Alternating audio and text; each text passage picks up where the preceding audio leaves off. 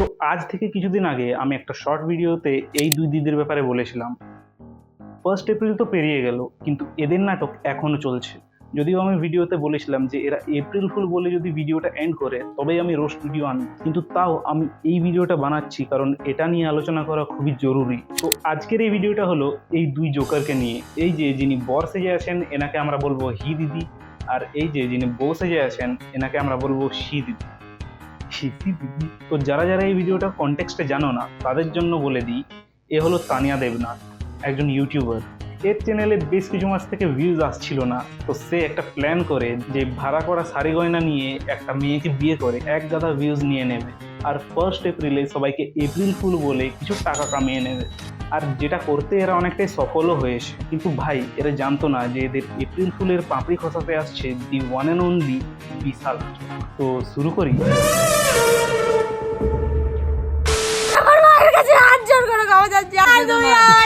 ভাই আসতে আর কেঁদো না, যা তোদেরকে 10 টাকা দিয়ে দিয়েছে, যা গিয়ে মদ খেয়ে নেবে।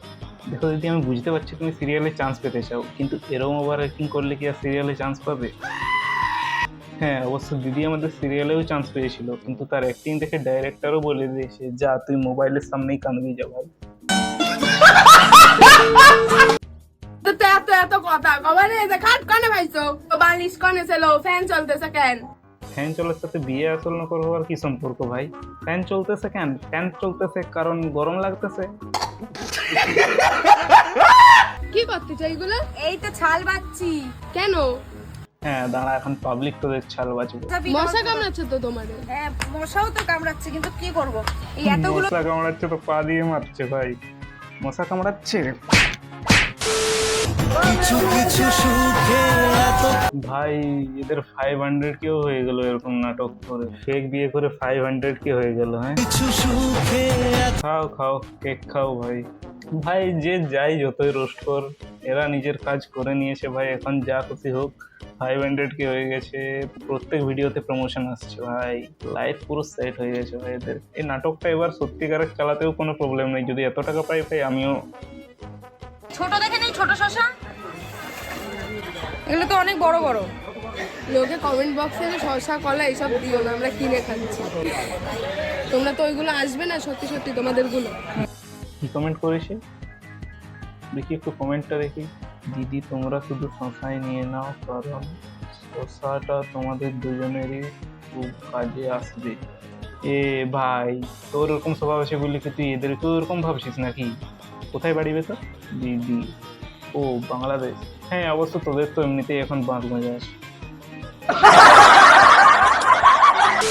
এত কিছু নিয়ে নাটক হয় না ভাই, তোমরা যেরকম বলছো সেরকমটা একদমই না।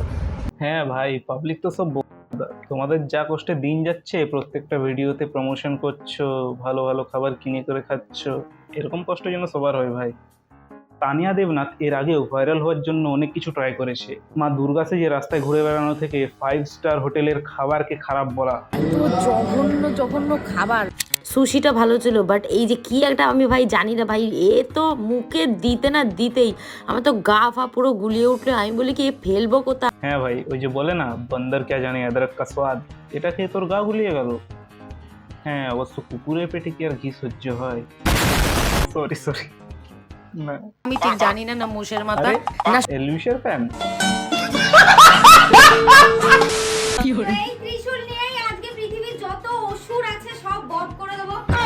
ভাই জাস্ট ইমাজিন করো, তুমি ছোটবেলায় জাস্ট পুজো দেখতে গেছো, আর এরকম ভাবে কেউ দুর্গা সেজে তোমার সামনে এসে গেছে, ভাই আমি তো ওখানেই দাঁড়িয়ে মুখে দিতাম।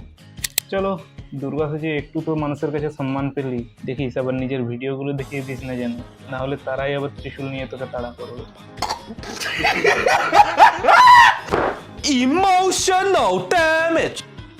মানে ভাই কিছু মানুষ ভিউজের জন্য যে এতটা নিচে নামতে পারে, এদেরকে না দেখলে আমি জানতেই পারতাম না।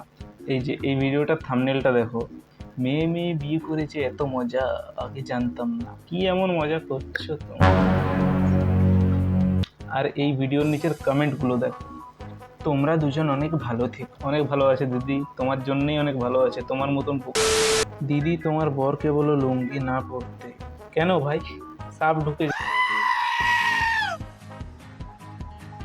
ভাই সর্দির জন্য ঠিকভাবে কথাও বলতে পারছি না।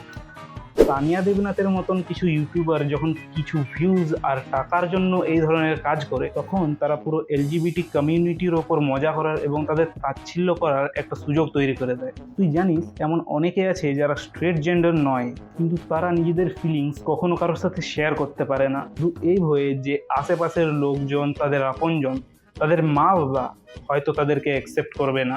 একটা ইউটিউব চ্যানেল আছে RK রিক নামে, যেখানে একটা গে কাপল টিকটক বা রিলস টাইপের ভিডিও বানায়, আর তাদের ভিডিও নিচে কমেন্ট আসে যে এই যে প্রশ্নটা করেছি এমডি তানভীর ইসলাম, তোদের ভালোবাসা হলো কি করা ভাই।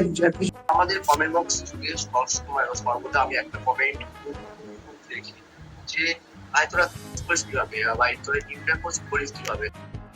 তো ভাই লাস্টে আমি একটাই কথা বলবো, এই প্ল্যাটফর্মে যেই আছে সবাই ভিউজের জন্যই ভিডিও বানাচ্ছে, আমিও ভিউজের জন্যই ভিডিও বানাচ্ছি। কিন্তু তোর এই ভিউজের চক্করে যদি এমন কারো ফিলিংস হার্ট হয় যে নিজের জীবনে অলরেডি এত সংঘর্ষ করছে, তাহলে আমার মনে হয় না সেটা ঠিক। তো ভাই ভিডিওটা যদি ভালো লেগে থাকে তাহলে লাইক করে দাও, আর সাবস্ক্রাইব করে অল নোটিফিকেশন অন করে দাও। আর এর পরের ভিডিওটা তুমি কার উপরে চাও সেটাও তুমি কমেন্ট করে নিচে জানাতে পারো। আর হ্যাঁ, ভিডিওটা শেয়ার করে দাও নিজেদের বন্ধুদের সাথে। ততক্ষণের জন্য stay happy, stay healthy, bye. ভাই এরপরেও যদি ভিউজ না আসে তাহলে আমাকেও একটা ছেলের সাথে ফেক বিয়ে করে ব্লগ বানাতে হবে।